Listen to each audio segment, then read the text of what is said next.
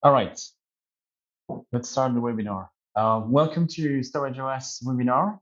The subject today is accelerating Kubernetes onboarding and application transformation. Everything you wanted to know about taking an existing application and onboarding the application on Kubernetes, and everything you wanted to know about using Kubernetes. Also, lots of pressure on myself and Raif. So a couple of things to say. First of all, the agenda is around a discussion between Raif and I, and we'll have key takeaways regarding the discussion. And also, we have, and I know that's the reason why you joined us. We have a gift card, an Amazon gift card of 25 pounds that are available in a raffle that Yasmin will pick a name at some point and say, here's the winner at the end of the webinar. So stay with us and you might be able to buy some new socks on Amazon website. That would be fantastic. So today's speakers are Raif and myself. So Raif, if you want to introduce yourself. My name is Raif Ahmed. I work for a Red Hat consulting team for the last maybe 5-something years, so more than 5 years with Red Hat, mainly within the cloud team, so very much concerned with the OpenShift and Kubernetes platform. I see clients from all over EMEA, so Europe, Middle East, and Africa, and I'm based in Amsterdam. Thank you, Raif. Myself, Ram. Very complicated first name and last name, so I will skip on that and just keep the Ram part. It's enough. I'm a StorageOS cloud solution architect, and what I'm doing is basically helping customers to understand the challenges around storage on Kubernetes, and helping also on the service side to onboard a Kubernetes in their premises or in the cloud. Prior to that, Raif and I, we were both working together. I learned a lot from Raif, so the reason why I could not resist to invite him today. So let's just start. So a couple of key takeaways that we want to give to the audience with the webinar is, first of all, it's a discussion between Raif and I, but please interact. If you have questions, just post your questions. Yasmin will just cut our discussion and share. We want this webinar to be interactive. It's about how to do things. We might show some goodies in terms of applications or about tools and practices, but ask your questions.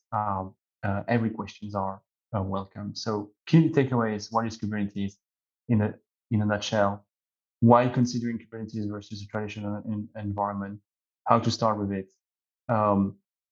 There's a buzzword which is Devops. Why should we consider Devops with Kubernetes? And everything after related to data management. Why is data management really important in Kubernetes? And why and what is the why and the what about persistent data? So I'm just gonna pause here and ask the first question. So just for the audience to understand, we are looking into the most asked questions from our interaction with customers. So, and just to give you an idea of it, the first question when it comes to moving an application, traditional application like a CRM, for example, where you might have a front end, a couple of databases, might be multi-tenant where you have 5 or 10 or 50 sites being hosted on that CRM. And you might have the equivalent in terms of databases, plus all the different environments from development, acceptance, and production. So how can we move this? And one of the most common thing is to hear about the lift and shift. So my first question to Raif would be, could you tell us what is the lift and shift concept? Okay, so lift and shift is mainly around moving your application code into another platform. It is cloud, it is on-prem, virtual machine, whatever the name, without touching your code. So your code is moved as it is. And this is very important. That's why we call it lift and shift. And this is one of the main reasons of having lift and shift as one of the steps in your modernization journey. Would you say that it's one first important step to do, just to have an understanding of how the platform is working? Mm-hmm. Yeah. So yeah, go ahead. Yeah, go on. Yeah. So as I was telling you, lift and shift is mainly one of the steps in your modernization journey, because other steps will need you to change your application to some extent. Okay. And what are is there multiple different options in terms of lift and shift, or is it like just moving the application from one platform to another? Yes. So the easiest way is that you do what we call replatforming, or changing the platform. So assume that you have a Java application running on a virtual machine. You can move it into a container application, and still the Java runtime is in between. So you run, I don't know, Java 1.8, whatever the version. So it is 1.8 on a virtual machine and 1.8 in a container. Still, the container will be not a typical container. It will be fat container, very fat container actually, but still the application will be running as it is. So it is just replatform. Yeah, and this is the easiest way. And so one of the other elements sometimes that will advising customer looking at their application is to say, okay, you might need to refactor, or you might need to modernize the application. What does it mean, and what are the differences between the two? Yeah. So as we talking, so the easiest way is replatforming, but still we may need to slightly re-architecture the application. So assume your application is Java, for example, reading a property file, and you want this application to move into containers on Kubernetes platform. So we may utilize slightly the platform features and capabilities, and do a architecturing. And in this case, rather than reading a property file, you are reading a config map or reading a secret from Kubernetes, but you are not dramatically changing your application. Yeah, you are not doing significant change. Still, it is utilizing somehow the platform, but not to the full extent. So in this case, and it's coming back to one platform to another, does it mean that we often hear about the elasticity capabilities of Kubernetes? In this situation, we would not be able to use those functionalities. Not yet. That's right. Yeah. In the next phase, where you do a rewrite or replace even, where you really move your application to a full microservice architecture, fully utilize your elastic environment, fully utilize the infrastructure of Kubernetes. And what could be how can an organization make the decision regarding one or the other? Is it from your standpoint a question of budget or performance? What are the driver around this? It depends on the organization itself. So we saw clients from all over the world having different drivers, having different targets. So someone want quick win. So in this case, they have a really limited time, really limited budget. They want to show something. Yeah. And in this case, we normally start by replatforming or re-architecturing the application. Some clients really want to make full utilization, and they have the money and they have the time. And normally this is also linked to the organization targets itself.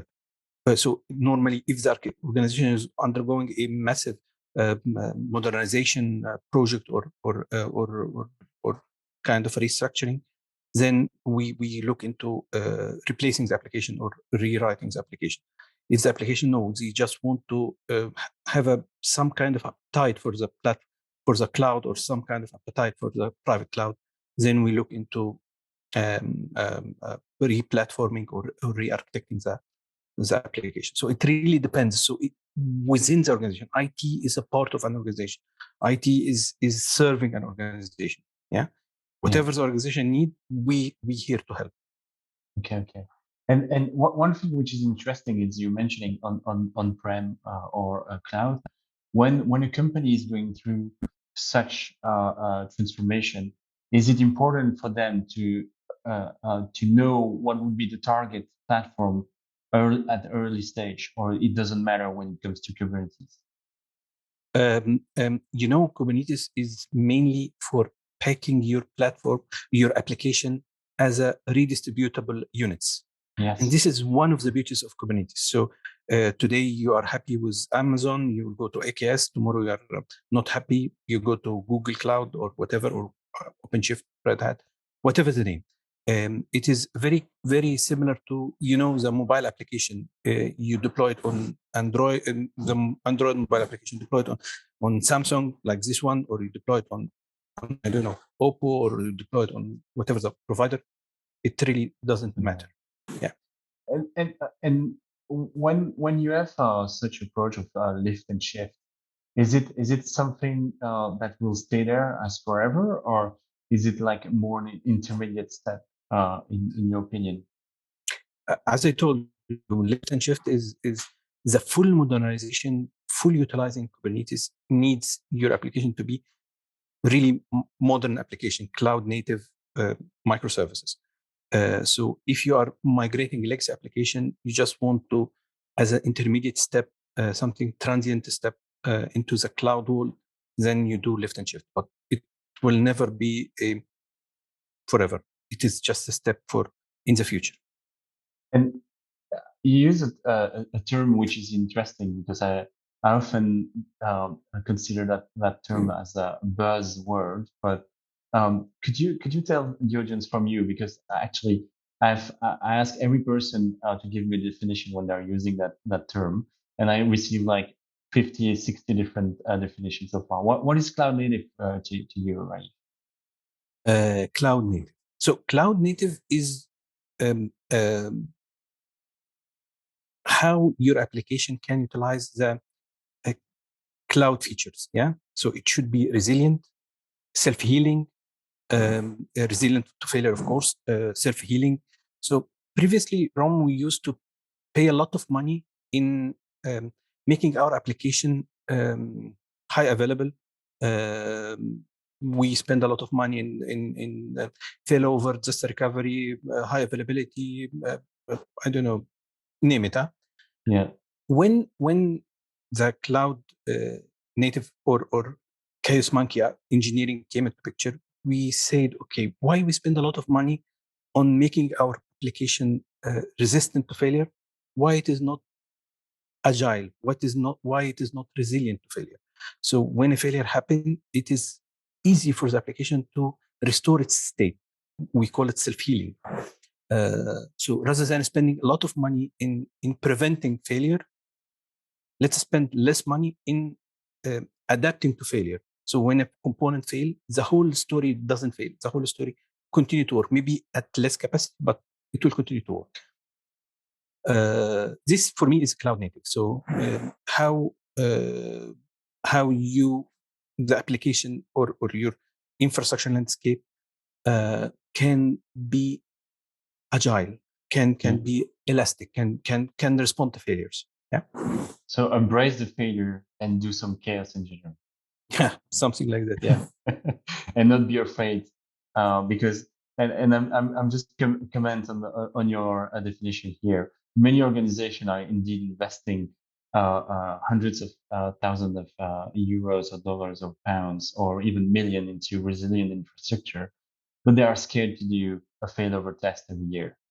And that's something that if you embrace failures and if you embrace chaos engineering in the DevOps world and in a Kubernetes cloud native approach in terms of patterns, you don't really care, right? You know that's going to survive. the issue or Yeah. all potential issues. Yeah. Yeah. So that's a good segment to start on a different set of questions that are more about practices in DevOps, another buzzwords. I might come up with a dictionary of buzzwords by the end of the webinar here. It might be another key takeaway. So when an organization, especially traditional organization, is looking into Kubernetes, often we tell them that they need to embrace DevOps practices. What are for you at least a couple of them that needs to happen, that needs to be embraced by the organization? DevOps. Yeah. What are the 2 or 3 main practices that an organization should embrace? Okay, so DevOps, traditionally the development was in some place and the administrations or the operation is in another place. They just give a roll forward document or something, and the operation needs to deploy the application. The DevOps is a practice of removing these boundaries. So both are hands-on when you are talking about deploying your application, understanding the infrastructure also, because this is something also misunderstood by developers. So in DevOps, the developers also have some understanding of the infrastructure, and the operation have more understanding of the application. That's why the DevOps is more of a team collaborative from both sides, the developers and the operation. Uh, uh, of course, CI/CDs is one of the most important things. Continuous integration and continuous deployment or delivery is one of the key factors in DevOps. Yeah, automation on all levels. As you mentioned, you were talking about automated testing.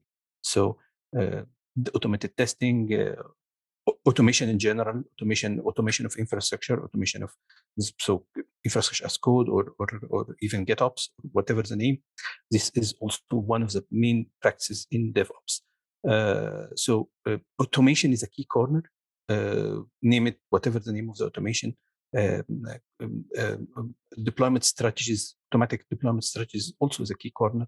So it is very important that both sides understand each other. The developers understand the infrastructure to some extent, and the operation understands the development to some extent. Yeah. Okay. You mentioned 2 things there that I wanted to jump in because to me, um, it's something that I always expected to see in large organization. And actually, even if they are using automation like Ansible or any other like Puppet or Chef, I was expecting to see some Git repos and more likely in terms of practices, the infrastructure as a code. Can you give us a bit of understanding of what is infrastructure as a code and why is it important when you look into Kubernetes to embrace that practice? Okay. So we mentioned that DevOps is the ability to quickly respond, deliver application, right? So CI/CD, blah blah blah. So the ability to deliver faster is one of the key corner of DevOps.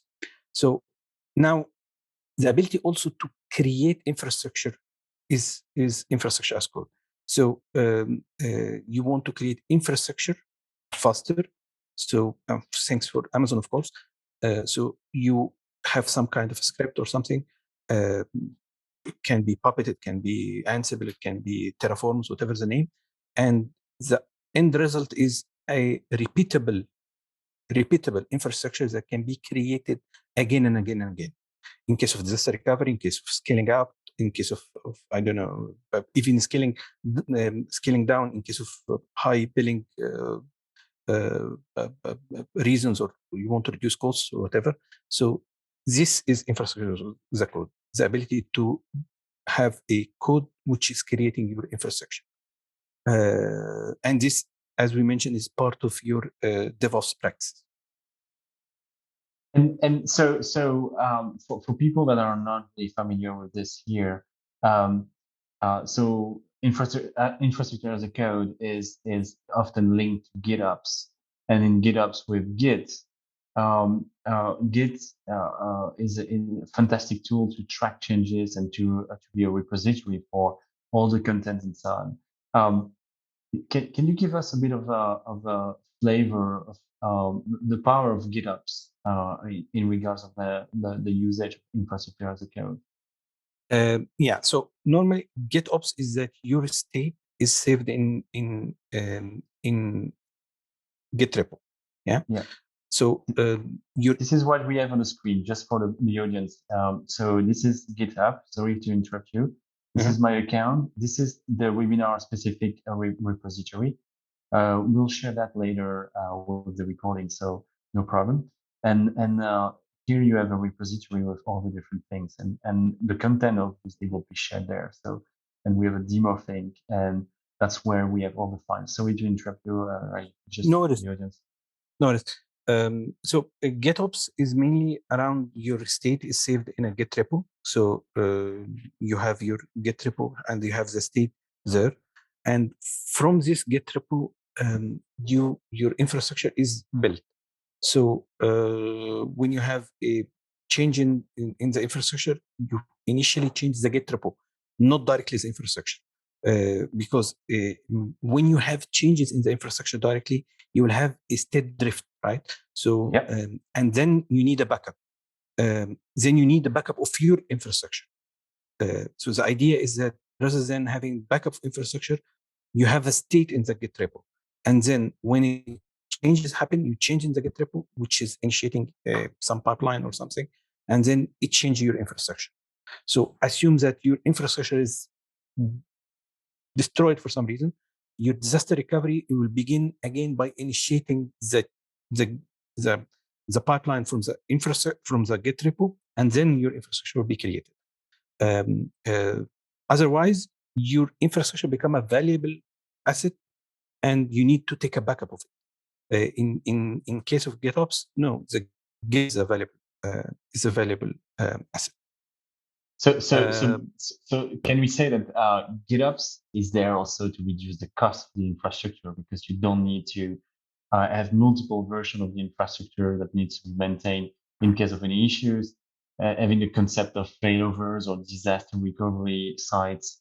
GitOps is there to allow you to rebuild anywhere at any time because you have already the desired state. Indeed. One step Kubernetes taken, which is products like Flux CD, Argo CD, and products like that, is that they are really native to Kubernetes. So in this case, you don't even write the logic to change your state. The controller, like Argo CD or Flux CD or whatever the name, is responsible for understanding the state and applying this state into your Kubernetes cluster. Yes. So this even more advanced than Ansible, more advanced than Puppet or whatever the name, Chef or whatever. So it is really more advanced technique. So the controller is responsible for it. Have the smartness to understand. He wants this state, and this is the current cluster state. Then how I can reconcile this state to this state? Yeah. Yeah.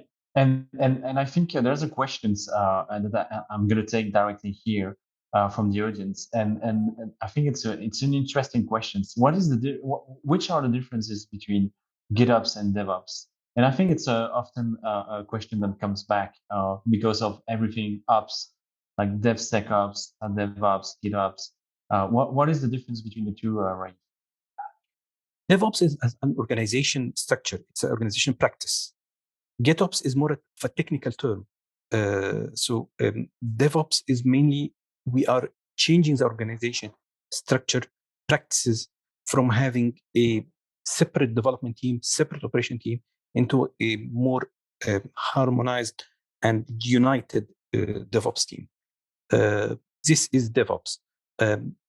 GitOps is the practice of having your state infrastructure state within Git repo. So it's more a technical term than an organizational structure term. So that's pretty interesting indeed, because it's often confused that one could be the replacement of the other, but it's not true. One is part of the other. GitHubs is part of DevOps practices, and I think it's really important. And there's many practices. We'll share a link to an interesting website which is maintained by the community and also by Red Hat, which is in the open practice library. This one here that I put on the screen, which you can use to get an overview of the different practices based on the delivery, the discovery, and everything related to foundations. So this is a very interesting website, and I really urge people to have a read over there. Coming back to DevOps and GitOps, here I just want to show to the audience. So this is a repo. Without too much details, here there's a what we call a YAML file defining an application. And in this YAML file, we defined also some specific infrastructure elements. And one of the infrastructure elements is, for example, a networking component for a service where we look into a port for the application and a port on the actual node that will be used. So this is the kind of definition that you would have. So you would not go type some IP tables rules somewhere or go on a specific device and type some CLI comments, or even go build a playbook from Ansible and do some specific automation.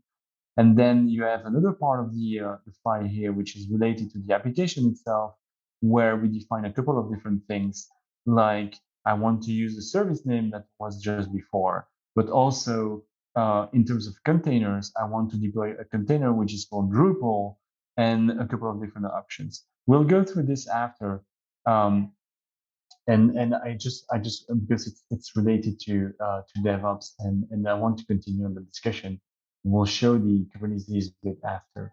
So one thing that is always coming back regarding DevOps and GitOps is the concept of agile. Are is it like DevOps?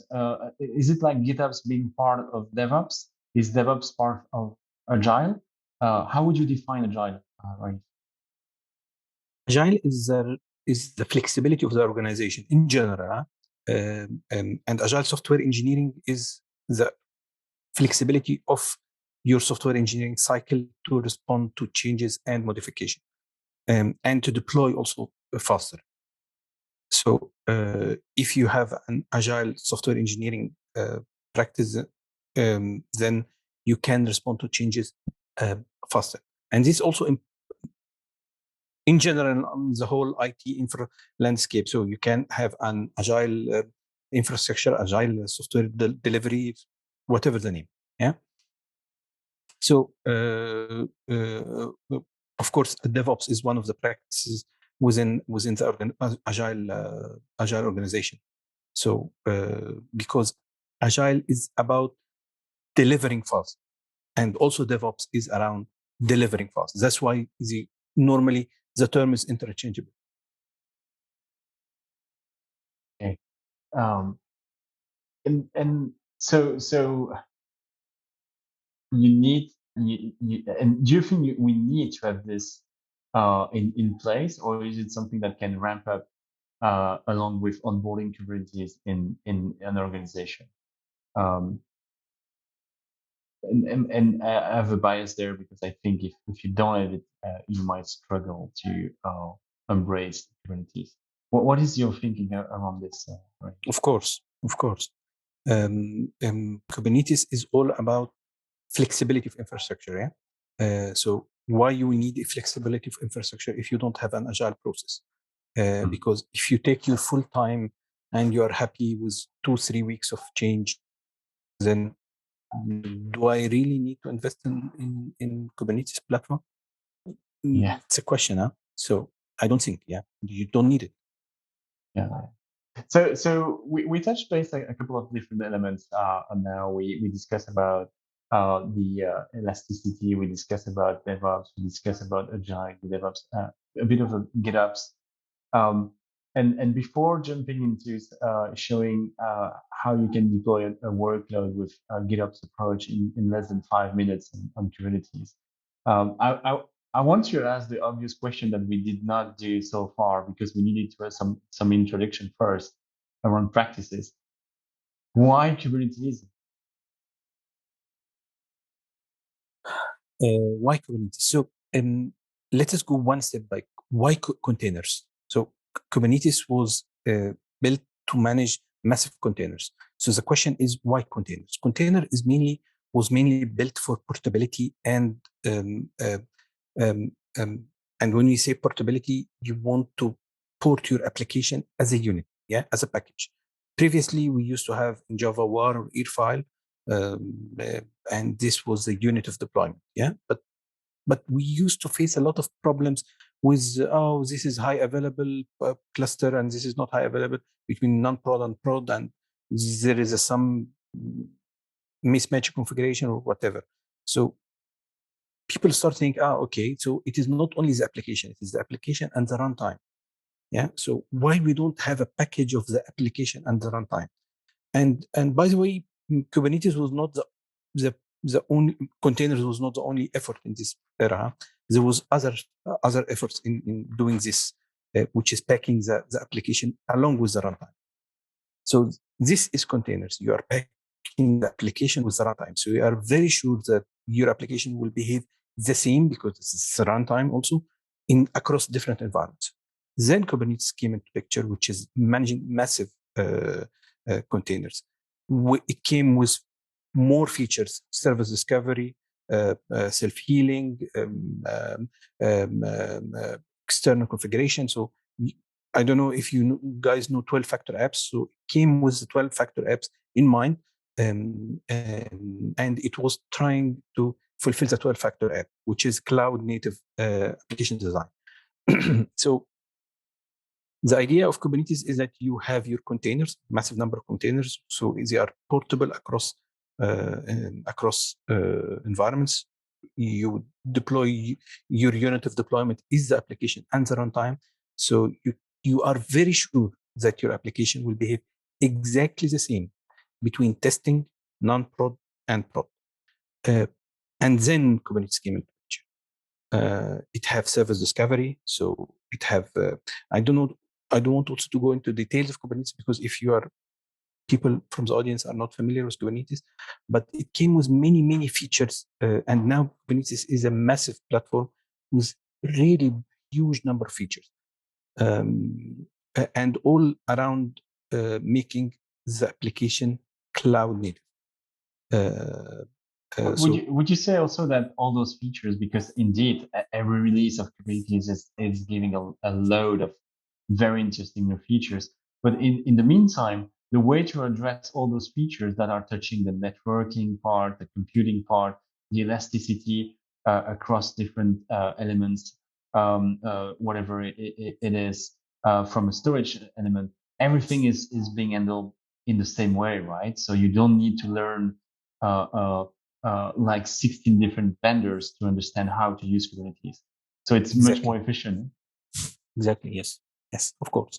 Yeah. We see you can take your container, go to a managed service, or you can host it in your on-prem, or you can deploy your Kubernetes deployment on cloud.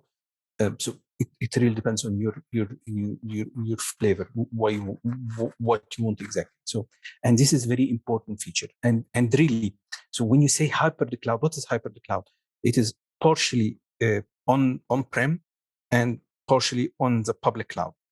This container migrating between this hyper the cloud cannot happen without having this infrastructure facilitating this, that the container can move easily between public cloud and private cloud, which is on-prem. We see a lot of big clients who have really big deployments, so they cannot have only on, because also they have geographical operation across the world, so they cannot host only in South America or only in Europe or only in Africa, so they need to host across all over the world. So in Europe maybe it is on-prem, in North America it is on public cloud. So this cannot happen without having containers. Simple, cannot happen. And if it could happen before containers, it would happen with a lot of complexity. Yeah. So let's take a step back now and give a bit of a goodies here from a demo perspective. Hopefully, we'll go through something easy for the audience. So we discussed about Kubernetes, and here I'm showing to the audience Google Cloud Platform. I really love that interface because it's super simple. Here I have a cluster which is called GK01, and I have three nodes. It's a representation from the graphical interface. Um, I can open a shell and show from the more techie people how it looks like, but it's not the point of it. So here we don't have any application. I'm just waiting for the element to come alive. And for those who are aware of Kubernetes, if I look at actually if there's any pods running, there's only my how do you call that, the cert manage the ingress controller which is there, and then we have storage OS. Sorry for the lots of output here, but there's no application per se. We just have infrastructure element with storage OS for the storage layer, and then we have a couple of different things like the certification manager and other elements. So nothing special, and also Argo CD because I will show that. So to tie back to what we discussed so far with Raif, we discussed about infrastructure as a code. Infrastructure as a code is basically defining a state that is saved in a Git repo. So we are in GitHub here. We have a Git repo which is called Accelerating Kubernetes Onboarding. And from there, I have a folder which is called actually, so the repo has multiple things. You can go through later if you wish, and I'm addressing the audience here. And then we have the demo part where you have all the different elements here concerning the deployment of an application. And not only the application, but everything related to the application.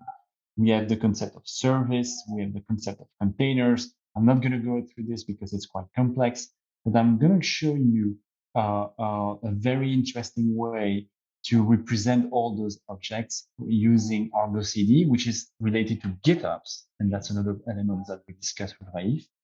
And Githubs can be achieved with one interesting project, which is called Argo CD. And I know I'm moving between different windows. So we have Google Cloud here. We have GitHub here. And then we have Argo CD, which is deployed on my GKE cluster. As you can see, there's the GKE info there. And then that's my personal domain, my shiny space. That's where I deploy everything. And the way we do things is that basically, when you think about deploying an application, you might need to deploy a couple of VMs. You need to then go through the life cycle of those VMs, and then you have to go through the deployment of the application and think about all the different elements from a release cycle perspective. So there's a lot of elements to take care of. And here, in a very simple way, I'm going to show you how you can potentially overcome all those difficulties with Kubernetes and Argo CD and GitHub. GitHub being the place where we store the state of our application. And just to show you that I'm not telling lies, I'm just copying the repo here in my repository URL on Argo CD. I'm gonna use the head. I could use the main branch, but it's the same actually. I can do that. So there's no thing, no dark magic. And then I have a path, which is my path to actually the demo. So that's what I have here. So when I click here, I have my files here. And when I do this, I click here also to create a namespace. The namespace in Kubernetes is a concept of a project, and just to keep all the things together. And that's it. So I just put it the URL, I put it the demo path, and I'm choosing a cluster. And from my cluster perspective, that's my local cluster, nothing else to put in place. And when I do this, I just create basically an entry in Argo CD, And what we can see from here is that it says that it's missing on the cluster, it's out of sync. But what is really interesting is when I click on this application, on this application tile, I have an overview of all the objects related to the application. And this is because sometimes we have customers who says, yeah, we need to have that overview via an interface, and that's something that sometimes is missing depending on the distribution that you would be using on some cloud provider. You would not have that approach of having that easy view. You would need to deploy multiple different things unless you're using OpenShift, where you have a good way to see things. But here we didn't deploy anything, and what we can see is that we are out of sync. The way that it's out of sync regarding the current status on Kubernetes. And the only thing you can do is to say, I want to sync it. And if I do this, I will basically synchronize the application definition from the GitHub on the Kubernetes cluster. And I'm just doing it now. And at this stage, as you can see, it's syncing there. At this stage, I didn't. One thing to notice. Go ahead. One thing to notice, Rom, that you didn't specify how this pod will be created, how this service will be created. You just mentioned in your Git repo what service you want. You didn't. So normally, if assume you are using Puppet or Chef or whatever, normally you will have some logic to write a command to communicate with an API endpoint to do something, right? Here you didn't. You just show Argo CD the service that you want. Then Argo CD is smart enough to create these objects within Kubernetes. So this is what we call declarative programming, imperative programming, where you mention your commands, your logic, if else, whatever. In declarative programming, you just show the state that you want. This is what I want. So I want service with this state. I want ingress with this state or this shape. Then it is smart enough. And even if you go back to Argo CD, you will see it is showing that there is something unhealthy. It would show in red because it understands that it is unhealthy. Yeah. And that's true. So the status was the unhealthy was part of the TLS certificate. And I just want to highlight something here. Obviously, I'm not using an enterprise certificate. I'm using Let's Encrypt Cert Manager integration, but you can use an enterprise version for e-commerce, whatever. But here, I didn't do anything. I just said, I want a certificate for my application, and that's it. It just goes, create it, get it validated by Let's Encrypt, get back the payload, and deploy it from our application. And so you have everything related here to make it work. And there's a couple of things there that is missing because I didn't do a proper deployment. And for the moment, it's hanging here for the application and from the front end and the DB. We'll look into this after. But that's the moment where you can go and look at the events, because it's not just giving you the status in the desired state. It's going to feed you back some information. And that's where you can see that I didn't create the proper storage class for those elements. So that's the reason why it's failing. And that's a good segue maybe to discuss about I want to show something also, because we mentioned desired state, and I think it's really important. So here, for example, for my DB, I'm saying for Postgres that I want to use version 9.6.23. And if I go there and I say, no, that's not the good one, I want to modify it. If you think about the impact doing that on traditional infrastructure, you will have to uninstall and then validate a version that you wish, and then redeploy and migrate your database and stuff. So that's something that could be done. Here, I'm just going to do latest, for example. So there's a lot of operational things to look into from a day-to operational standpoint. And that's a lot of burden. So here, I'm just changing something here. I'm committing the change from an application perspective. What happens is that at some point, if I refresh this, we'll see that from the Git repo, we are out of sync because I changed the definition of the desired state. The sync on the Kubernetes side is okay, but the actual definition is not correct because we changed the state. And it's already pointing to me the element that we changed. And the element that we changed is here. And we can have a view of what has been changed at some point. So it's very powerful. And it's a good way, as you can see here, it shows what has changed between the actual definition deployed on Kubernetes and actually what is on your Git repo. So it's a very nice way to resync your application and redeploy with the updated configuration that you wish. I have a question here. Yes. So if you look at your stateful set, back to our terms around DevOps, yeah? Yes. The developer understands the application, as the operation understands the application to some extent, and the application understands the infrastructure.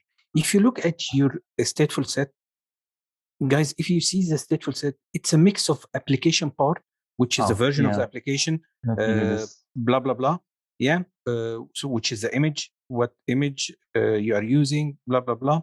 And also an environment variables I want to pass to the application, and also infrastructure. So I'm talking about the volume, which is storage. I'm talking about ingress, which is a networking. So it is partially some part is related to infrastructure, and partially some part is related to the application. Even here, it's what port. So it's application port 5432, which is, so it is really mix of knowledge about the application and knowledge about the infrastructure. That's why we call it DevOps. We are removing the boundaries between the developers and the operation. Why? Because we want things to happen faster. We just have a file. This file describes both the operation state and the application state, and voila, go on. Yeah, thank you. So that, I think it's a good segue to start on the storage part. I want to highlight the fact that Kubernetes is designed actually for stateless application. So the first goal is to not have any state recorded in Kubernetes. Kubernetes is not a storage solution. It does not offer a reliable storage. So the issue is that when we use some application, we need like a database, and it's coming back to one of the questions that I saw in the chat. Is it okay to host databases on Kubernetes? And the answer is yes. The answer is yes, and it's depending on a couple of different elements. It's depending on the storage type that you will be using. And there's three storage types that we can think of. You have the block type, the file type, and the object storage type.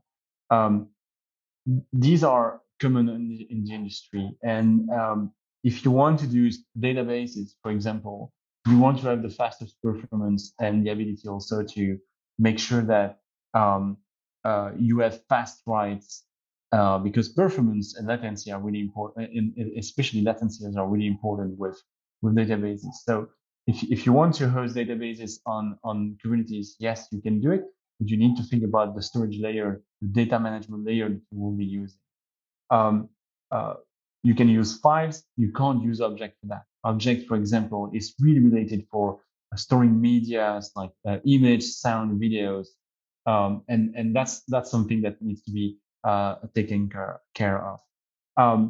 There's a couple of different things also that you need to think of, especially when it comes to the way Kubernetes sees storage. Storage is in different modes, like the read-write only, the read-write many, or the read-only approach. And most of the time when we do migration or lift and shift, those applications are you might have multiple applications that require to have access to the same volume, because it's all principle, all design, where we wanted to have lots of application accessing like a LUN or a file share. And this requires read-write many approach, meaning that you need to have Kubernetes being aware that the pods, the containers, will have access, multiple pods will have access to the same volume. And it's all coming back to the same reasons that we have SAN arrays and specific file protocols. It's all about making sure that you don't corrupt the data when you access the data.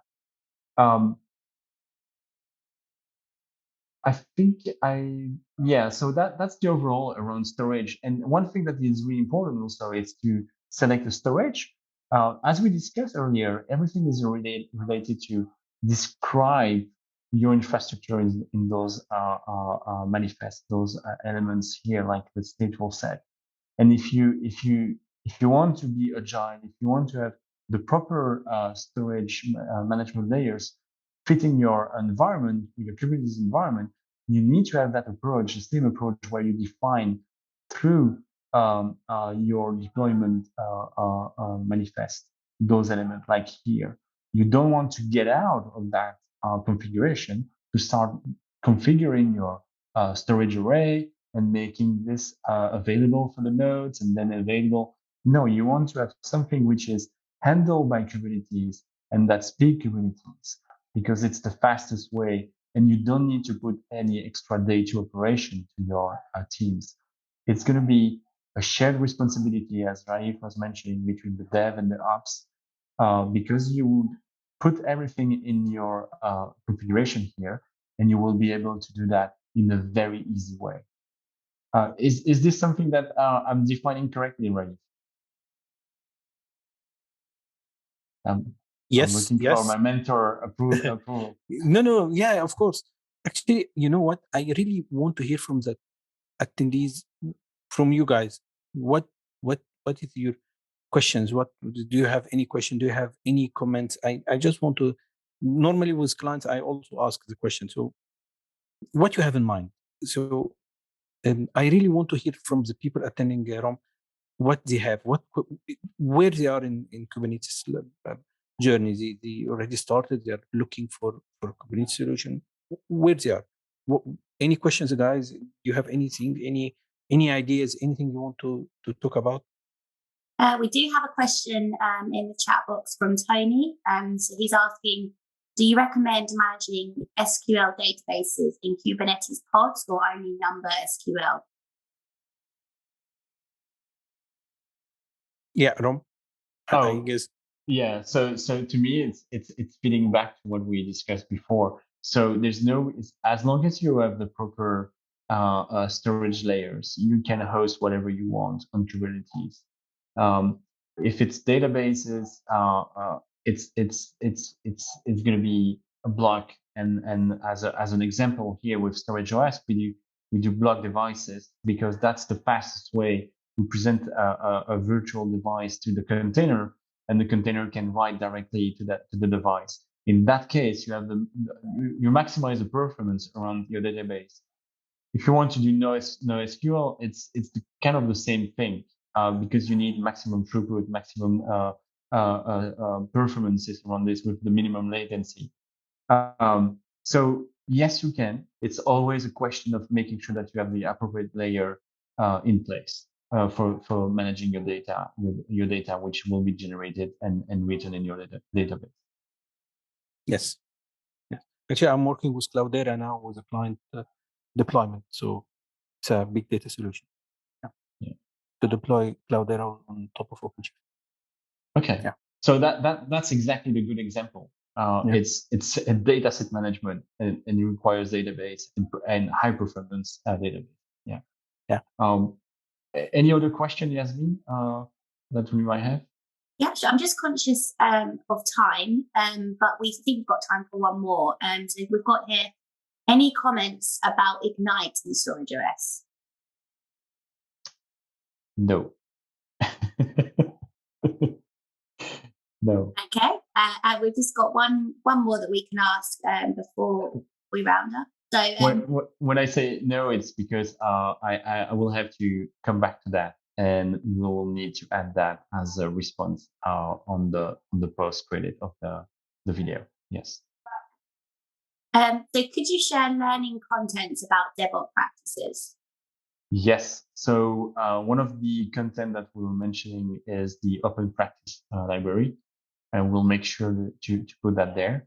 And the reason why we like it very much is because it's maintained by many contributors from different vendors in industries. So it's a very good reference there. And it's also coming back to some open innovation labs that Red Hat is doing to help customer to do transformation. And so those practices are practices that are used every day by customers, by Scrum Masters, or by consulting services like ours or Red Hat. Cool. Okay, thank you. Well, we've hit just over the hour, so thank you both Ron and Ray for your time and for the session. Thank you, guys. One more thing, Yasmin. One more thing. I know. Who is the winner? Oh, okay. So congratulations to Miha Erzin. Apologies if I haven't pronounced your name correctly there, but you've won yourself an Amazon voucher. So I'll be in touch with you after the session to get that emailed over to you.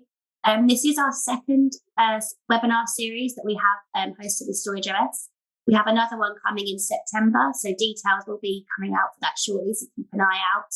And I will be sharing the recording and the content of this session in the next couple of days. So thank you all for attending. We hope that you enjoyed. And again, thank you to Rom and Rafe. So enjoy the rest of your day, everyone.